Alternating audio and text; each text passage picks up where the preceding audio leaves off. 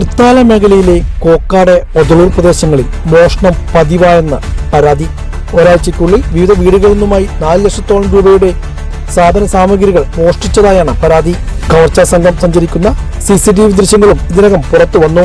വിലപിടിപ്പുള്ള പാത്രങ്ങളും കിണറ്റിലെ മോട്ടോറുകളും അടയ്ക്ക, കുരുമുളക് തുടങ്ങിയ കാർഷിക വിളകളുമാണ് മോഷ്ടാക്കൾ കവരുന്നത്. കവരുന്ന സാധനങ്ങൾ കാറിൽ കൊണ്ടുപോവുകയുമാണ്.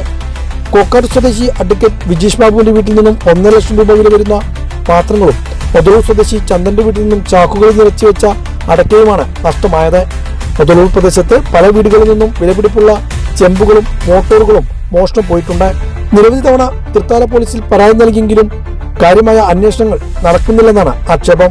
CCTV ദൃശ്യങ്ങൾ ഉൾപ്പെടെയുള്ളവ പോലീസിൽ സമർപ്പിച്ചിട്ടുണ്ട്.